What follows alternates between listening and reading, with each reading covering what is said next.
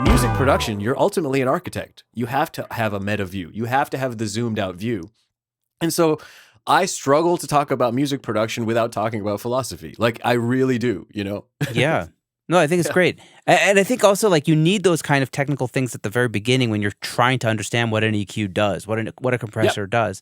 But once you kind of understand what it's about, then it's much more helpful to kind of see why someone might use it or how they might use it versus like, if you set the ratio to 2-to-1 versus 4-to-1, this is how much, like, who cares? Like, what does it sound like? And when am I going to use it? And how am I going to use it? That goes for every single tool. Like that goes for even the tool of music theory or the tool of synthesis, right? Uh-huh. Like all of those are the tools in your toolkit. And the real task, the ultimate task is that you're a designer, right? That's what you're really doing. And you learn about these things so that you have these different, like the architect needs to understand something about engineering, needs to understand something about society and how people will interact with an object in public or so on and so forth. Like aesthetics, all of these things are just the different tools in the toolkit of the Uber producer, the mythical Uber producer that we all aim to be. Right. Yeah. Something that I've been thinking about for my own productions recently is like, if I use the bass or like the way I play an acoustic or an electric guitar, like that informs so much of how a song is going to go in the production. Because at a certain point, like something I've also learned just by interviewing people is like leaning into what I do best. And so for me, if I just pick up a bass, I know something creative is going to happen that's going to help inform a direction of a song. And so rather than trying to like program just a beat and then building off of that, sometimes if I start off with a cool bass line, that will kind of inform all the other harmonic elements that I'll do or stuff. So I'm just realizing that like the tools that I have, like music theory or whatever, these are things that really kind of are the things that I'm able to kind of lean into and kind of start off a production from. And I just need to be like, okay, I don't need to be the best, serum, patch maker. Like I don't even know anything. Like I got Derek Atwater to hook me up with some of that stuff. But like, shout out to Derek. But like bass, that's something I know, and I know how a bass should feel, and that's kind of like very often my impetus, to get something rolling. I don't know. Do you feel the same way? So for me, like I very much resonate with what you're saying in terms of the way that you input or produce the sound is going to really inform the direction. So like but for me, that is sort of the reason why I am pursuing learning so many different tools, because I know that if I start a composition by programming drums, that will yield a different result than if I start a composition by sitting at a keyboard, which will yield a different result or vibe or direction than if I'm playing a guitar, or will yield a different result than if I go on YouTube and try to find something weird to sample and use that as my starting point.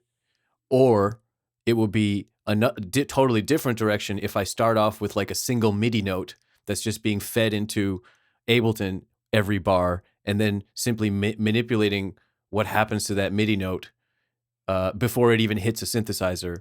That will yield a different type of direction. So I very much, what's the word? I co-sign what you're saying about whatever that first, not first, but the thing you start the thing with, right? The spark, down with your bass. Yeah, that's the bass. Like, even though it's all notes, like you can all look at it and analyze it and say that it's the same notes or whatever. Just the fact that I'm going to sit there with the bass or, program something versus any type of starting point is going to yield a different direction. And that is kind of what I'm attempting to use as my superpower. Like the nomadic thing, right? Like from the previous conversation on your podcast, where I was telling you people about being in this very spot in Toronto and having instruments, having my keyboard, having guitars, and having a trumpet, having access to all these things, and being really stuck in a particular workflow, right? And not being able to work in any other way, right? Other than it just these particular inputs that I'm really used to. Yeah. And then moving to India forced me to actually have to discard all of that. I had to discard everything that I knew about like my most comfortable ways of producing music and learn new skills, update skills in sampling, learn new skills in sound design and synthesis, upgrade my mixing skills, and my musicianship atrophied because I had no instruments to play for 7 years. But I learned all these new skills, a bunch of new tools in my toolkit, and I'm able to make records Right. that sound way different than they ever could have, but because of all these new skills. Now, Yeah. after this, You have to put in the reps reps though. That's the thing. It's like that. And when you're getting, I guess when you're getting paid to do a production, right? Like it's harder to kind of take the time to do the reps when you have other. Well, I do. Yeah. That's what my solo material is about. That's what my solo material, like that's what my beat tape was about. That's what the follow up beat tape is going to be is about. That's what my upcoming release, which is called Maximum Costanza, is going to be about. Each one of these things is a study in.